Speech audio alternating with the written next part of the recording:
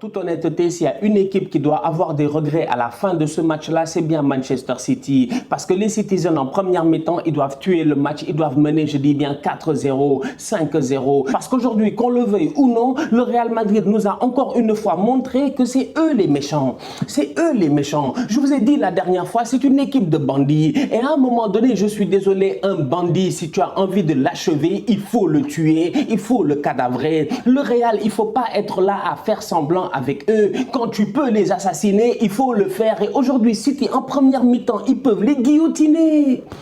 Ils peuvent guillotiner le Real. Franchement. Salam, salam, outsider. Le débrief commence maintenant. Manchester City l'emporte aujourd'hui 4-3 à domicile face au Real Madrid. En toute honnêteté, j'ai d'abord envie de parler de Karim Benzema parce qu'à un moment donné, je suis désolé, on a beau être ici à essayer de faire de la propagande parce qu'à un moment donné, c'est aussi un peu de propagande. Vous nous avez fatigués avec votre Jorginho Ballon d'Or, on a été obligé de l'accepter, même si ce n'était pas sérieux. Donc du coup, aujourd'hui, on a le droit de se battre, je dis bien, chacun pour sa chapelle. Et moi, je me bats pour un Sadio Mané Ballon d'Or. Mais aujourd'hui, je suis désolé, quand je vois les performances de Karim Benzema en Ligue des Champions, je me dis que ça risque d'être très compliqué. Je dis bien ça risque d'être très compliqué parce que Karim Benzema, c'est 14 buts en Ligue des Champions, il est meilleur buteur en ce moment. Karim Benzema, c'est pas des buts de Tokar, c'est pas des buts au premier tour, c'est des buts qui sont décisifs, des triplés face à Chelsea, des triplés face à Paris, un doublé aujourd'hui, je dis bien face à Manchester City. Karim Benzema, depuis qu'on a dit 8e de finale et qu'on a dit qu'on est en phase finale, Karim Benzema, c'est lui qui porte le Real.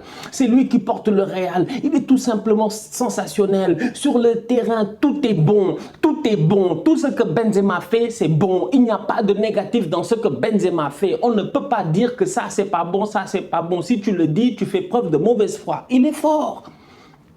Il est fort, il est très fort, franchement, j'ai envie de dire que tout ça c'est à cause de Cristiano Ronaldo. Si Cristiano Ronaldo n'était pas aussi fort et aussi influent, je dis bien, on aurait eu l'occasion peut-être de voir ce Karim Benzema là un peu plus tôt durant les dernières années, parce que ce Benzema là c'est un Benzema quand même franchement de gala, la panenka qu'il a fait aujourd'hui à l'Etihad, à l'extérieur, dans la même semaine où il a raté 2 pénaltys dans le même match, c'est un truc de malade.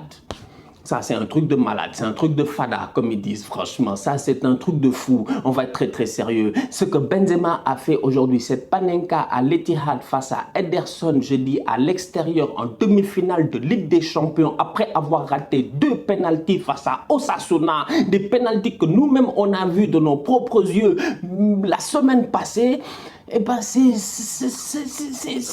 légendaire. Franchement, c'est légendaire, c'est tout simplement légendaire. Son équipe n'est pas bien, son équipe ne joue pas bien. Le Real défend mal, le Real galère sur les transitions au milieu de terrain. Mais Karim Benzema, durant tout le match, ça se voit dès le premier but encaissé que lui, il est venu pour ne pas, je dis bien, être éliminé ce soir. Ça s'est vu sur le terrain, son attitude, sa manière de faire, son physique, sa manière de parler, la gestuelle, le mental, il parle aux gars, c'est vamos, c'est pas terminé. Ça, c'est Karim Benzema, ça, c'est à saluer, ça, c'est à saluer. Donc, au-delà de la top performance de Manchester City aujourd'hui, parce que ça, il ne faut pas l'enlever, malgré les largesses défensives des deux côtés, s'il y a un joueur aujourd'hui qu'il faut plébisciter, c'est bien Karim Benzema. Il l'a encore fait. Il l'a encore fait. Et au match retour, il va le refaire. Tu as l'impression que c'est son destin. C'est déjà écrit, que ça ne sert à rien. Je dis bien même de jouer les matchs aller-retour, la finale le 28 mai, tout ça, ça ne sert plus à rien. C'est lui qui va gagner la Ligue des Champions. C'est sa Ligue des Champions, c'est son Ballon d'Or. Parce que c'est incroyable. C'est incroyable comment il marque quand même une reprise sur un centre de rien du tout de Ferland Mendy. En demandant le ballon, je me dis, il va contrôler, il va essayer de protéger quoi que ce soit. Il te met une reprise qui bat Ederson, qui fait un rebond et du pied gauche.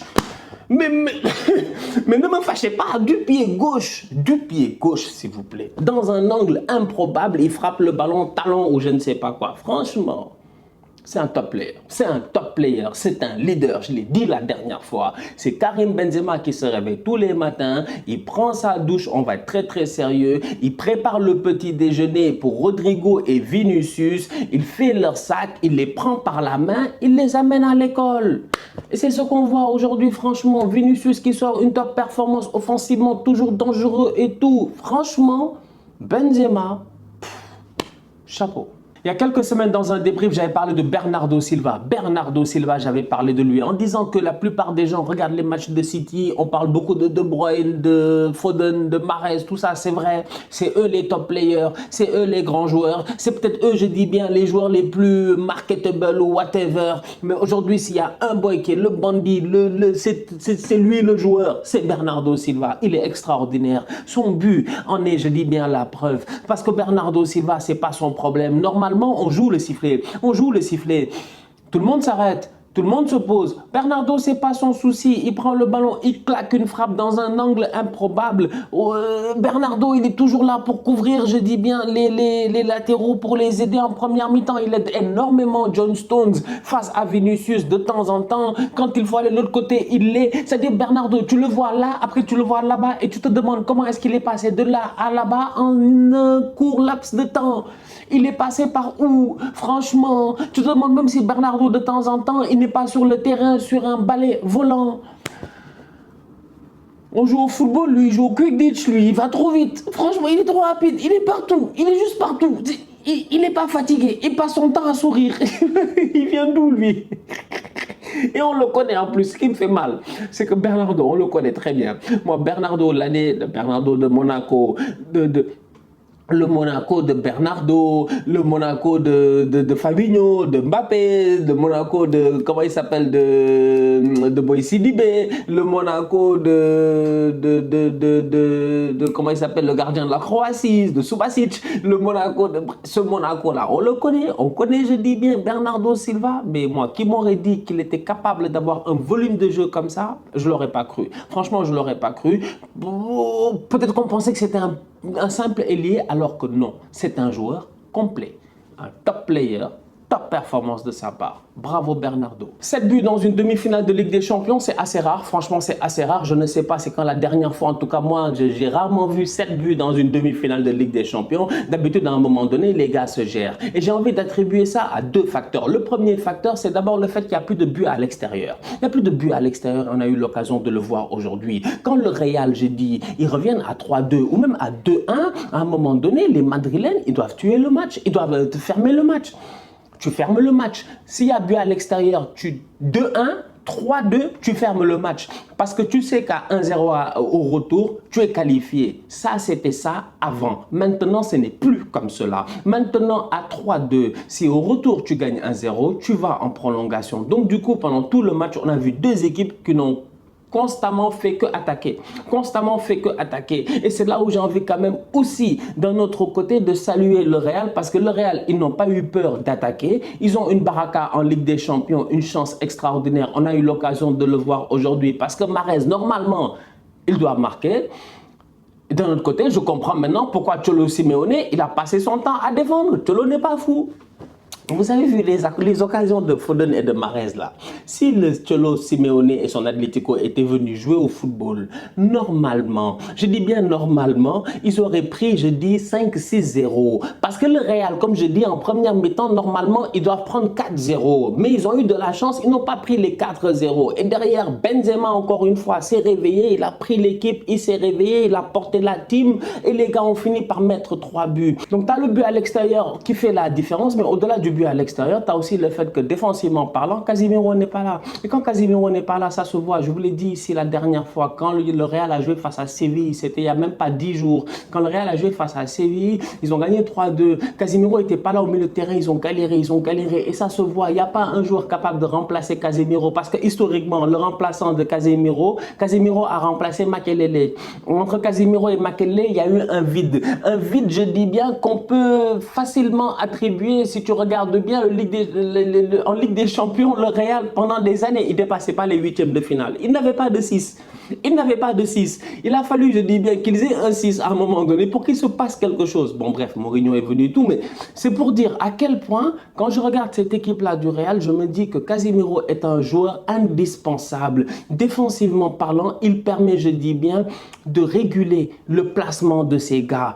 Quand les gars ne se placent pas bien, quand Ferland il monte ou quoi que ce soit, tu en as toujours un qui est là pour coulisser. Ou si lui ne coulisse pas, il donne des instructions. Bref, Casemiro a un travail de l'ombre extrêmement important. Aujourd'hui, il n'était pas là et ça s'est vu en première mi-temps. Ces Madrilènes-là ont été très fébriles défensivement, au-delà du fait que, individuellement parlant, Militao nous a fait un match de tocard.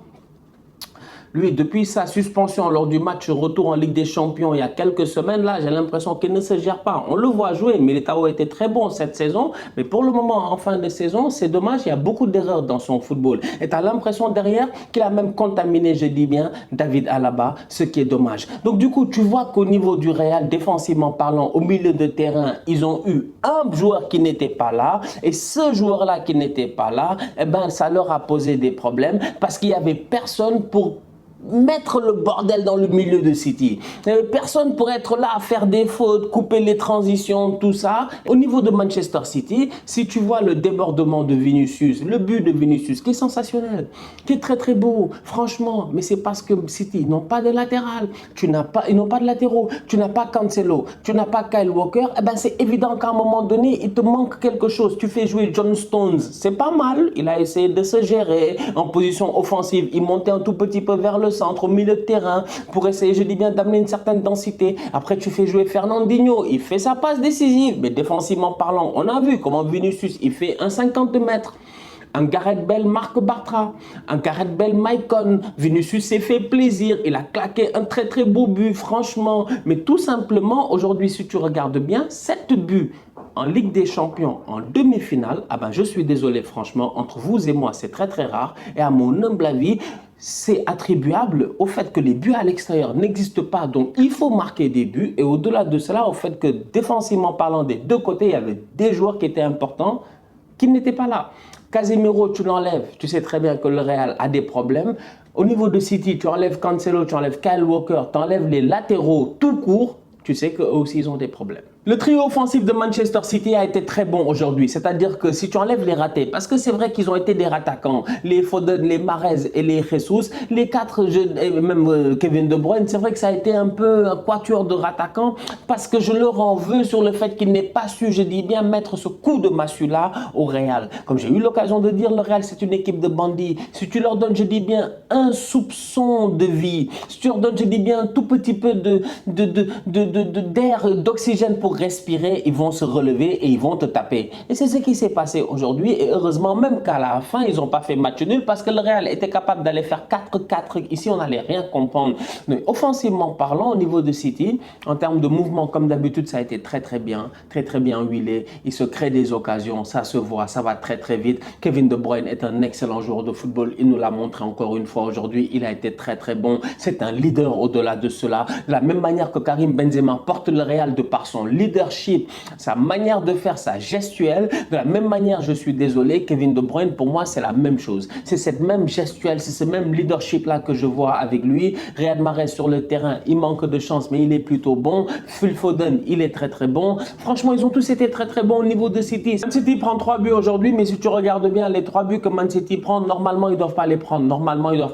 Le premier but de Benzema, si tu regardes, il est peut-être évitable. Il est très compliqué à mettre, mais Karim Benzema, c'est un joueur extraordinaire, il l'a mis. Le deuxième but, si je ne me trompe pas, c'est Vinicius. La course, c'est pas normal. C'est à les latéraux, ça rentre pas. Normalement, quoi. Vinicius ne prend pas de vitesse Kyle Walker. S'il prend de vitesse Kyle Walker, le rattrape. S'il prend de vitesse Walker, Kyle le rattrape. Si c'est Cancelo, il ne le prend pas de vitesse. Bref, il y a quelque chose qui fait que aujourd'hui, sincèrement, City doit avoir des regrets. Et je le répète encore une fois, et je pense que c'est la conclusion que je fais de ce match-là. C'est que City doit avoir des regrets. Et que les regrets, normalement, c'est du côté de Manchester City. Si Laporte se gère, et là encore, je comprends pas, parce qu'il y a les mains, moi, je comprends plus rien, franchement. Les mains, je veux même plus en parler. Ça m'énerve, je dis bien les mains, ça m'énerve, je comprends pas, c'est du n'importe quoi. On nous a dit ici que quand le ballon touche une partie de ton corps et ensuite ta main, c'est pas un penalty. Aujourd'hui, combien de fois, la dernière fois, Marseille, ça touche la cuisse, la main, on siffle le penalty, là, ça touche la tête, la main, on siffle le penalty, c'est comment? C'est comment les règles de main? S'il vous plaît, aidez-nous parce que nous, on est fatigués. On veut comprendre, mais on ne comprend plus rien. Donc aujourd'hui, Manchester City, ils doivent avoir des regrets. Ils peuvent avoir des regrets. Ils auraient dû avoir une différence de but beaucoup plus élevée dans ce match-là. Mais encore une fois, c'était sans compter sur Karim Benzema et ses enfants. Et oui. Sans oublier aussi Luka Modric. Excellent au milieu de terrain. En fait, au Real, si tu y penses bien, Valverde, il est bon, Modric, il est bon, mais Toni Kroos, c'est le tocard. C'est le tocard. C'est parce que c'est Toni Kroos, il fait peur. Je sais, c'est pas parce qu'il est... Non, on connaît Toni Kroos. Quand tu vois Toni Kroos, tu vois, il a une carrure un peu, tu vois, une carrure à l'allemande, à l'allemande.